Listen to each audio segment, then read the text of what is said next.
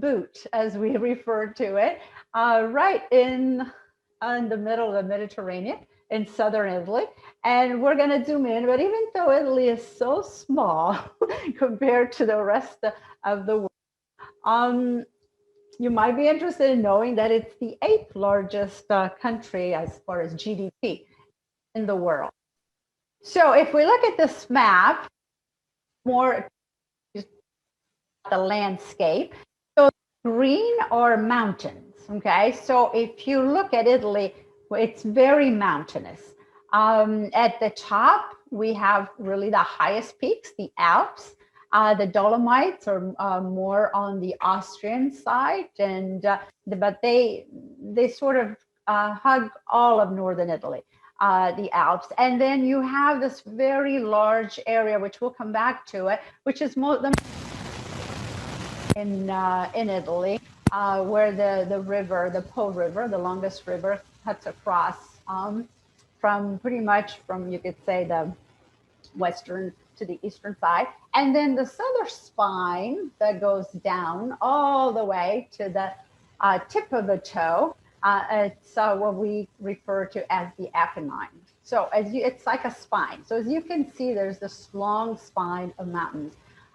So very mountainous in general, but we do have some fertile areas, flat areas that you see that are sort of white. Let's next one I wanted to mention, we had in southern Italy, we have three large, I'm going to go back just to show you where they are, three large active volcanoes. There's a Vesuvius here where I have my mouse, which is right outside Naples. And then we have a very active one, which is actually erupting right now. If you go online, you can see some amazing picture of Mount Etna in Sicily. And then the other one is right here. It's an island, Stromboli, and it takes the name of Stromboli. So here there are pictures. There's Mount Vesuvius, which is active, but hasn't been for a very long time. I think a lot of you know that the last one, the major one, was when it destroyed the town of Pompeii. And then here's Mount Etna and Stromboli. Okay, so we're going to talk a little bit about agriculture, just to give you a feel for what grows in Italy. As I mentioned earlier, this is the most fertile valley, the valley of the Po River. And it goes from Piedmont, and then you have Lombardy, you have Veneto, and you have Emilia-Romagna. So this is where most of the grains, mainly rice. Actually, Italy is one of the largest producer of rice in Europe, where rice is grown, and soybeans, and a lot of dairy, okay? Because again, being flat land, there are a lot of cows. So this is the land of Parmigiano Reggiano in Emilia-Romagna, but a lot of the cheeses that are produced with cow's milk.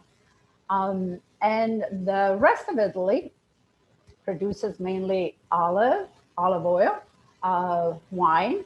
And in southern Italy is where the majority of the fruits, vegetables, and durum wheat. Durum wheat is the grain, the wheat that is grown to make pasta. So a lot of it is grown in these green areas that you see in Puglia, also in Sicily. But those are really the main crops of Italy. And Italy, in case you don't know, it's the largest producer of wine. So they produce a lot of wine. Okay, so let's talk a little bit more about the history of Italy as we know it today. So Italy really didn't exist as a country, as a united country as we know it today, and it wasn't until 1861. And prior to that, it was more of a bunch of little countries. You could look at it that way. And so we'll go back a little bit to talk about how the food influenced by who was there. So if we go back to really the first people I would say that we give a lot of credit for bringing a lot of the foods in terms of olives or even vines, vineyards and so forth, or the Greeks. The Greeks settled in mainly in northern Italy, but they got pretty far up, and they were there for a very long time, and it really influenced the cooking of southern Italy, and then of course the Romans came along, they kicked them out, and the Romans going all over, they brought a lot to I would say to Italy and the rest of Europe, but it was really after the collapse of the Roman Empire that Italy changed as I would say as one country. Because everybody wanted to invade it, and just about everybody invaded Italy. And that's really what shaped, I think, the food of Italy. When my students say, oh, it's Italian food, I always say, no, there's no such thing as Italian food. The food is very regional and very local, even within a region. Again, because of who's been there. So after the Roman Empire collapsed, we had just about everyone. We had, Byzantines, we had the Lombards, we had Visigoths, we had Swabians, Arabs. The Arabs are really had a major influence in southern Italy, especially in Sicily. In fact, the cooking of Sicily is very different than the mainland. And then, of course, the Spaniards. I think the Spaniards brought all the foods from the New World and really settled in southern Italy, which was the kingdom of the Two Sicily was really under the Spaniards for a very long time. So they had a major, I would say, influence in the foods. That's where we got the tomatoes and potatoes and squash and chocolate, you name it. They all brought it. So we owe a lot to them also for, that they came from the New World. And it wasn't until 1861 when Italy became unified as a country, and really the language, the official language of it was adopted was Italian, which is what we all speak today. But just to be aware of, as I mentioned, because of all the different people that invaded different parts of Italy, every region has a dialect. And even within a region, for example, in my region, the dialects are very different, even from town to town. Our dialect is closer to Neapolitan or Latin, where if you go on the eastern side, in the south, they still speak Old Greek, because again, from the Greek influence. So there are many dialects. So if I go in northern Italy, in Trentino or Friuli, where they border Austrians, they speak their dialect. I can't understand a word. It's like a foreign language, just like they won't understand my dialect.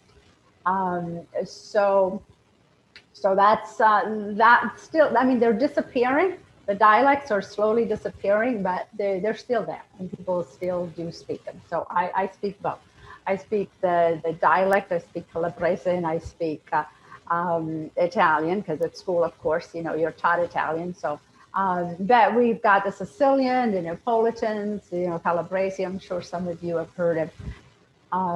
So I am going to take you through a virtual tour. I picked some major cities in Italy. I can't show you. I had hundreds of pictures, but I can't show you all because it would take too long of a time. But we're going to start up north. We're going to go to Milan, and then we'll just kind of wind our way through, and then we'll end up in the south. So the first picture is Milan. As you can see, Milan is a cosmopolitan, very industrial city in northern Italy. It's what we refer to as the sort of the capital of fashion and design. It's the financial center of Italy. So I think of Milan as New York. You could think of it that way. But still, a lot of beautiful art, even in Milan. And this is one of the most famous piece of art architecture that people recognize with Milan is the Duomo, their cathedral. And let's hop over to Venice. I think you guys have all seen pictures of Venice. I have to say this is the most romantic city of Italy. And but going to Florence, really the home of all the Renaissance masterpieces. If you're into art history, definitely you have to visit Florence. And one of the most beautiful piece of architecture here also is the Duomo of Florence. And I think that the tower was done by Giotto. But it's a place to go if you want to see the David, you want to see any of the artwork of Michelangelo, Leonardo da Vinci. This is where you go. And I popped this one in. There were so many beautiful towns along the coast, but I think a lot of you know Cinque Terre. You know, it's famous, just like the Amalfi Coast is to most people. Charming little towns, you know, on the coast of Liguria. And of course, I think everyone knows Rome, the Eternal City. Even if you haven't been there, you've heard of Rome. It's everyone, I'm sure, has heard of the Roman Empire, but this is one of you know, the monuments, you could say, that everyone identifies with Rome is the Colosseum. But Rome, you could spend weeks and weeks. There's so much left behind by the Romans that you can explore. And of course, it has the smallest country in the world is within Rome. It's the Vatican. So this is a Vatican picture of the Vatican City, where the Pope lives, and of course, more museum in here, the Sistine Chapels, and unbelievable museum to see. So it's and this is the largest, most populous city in Italy. And this one is a picture of Ascoli Piceno. This is a city in Marche, and we included it because Kristi's side of the family are from this city.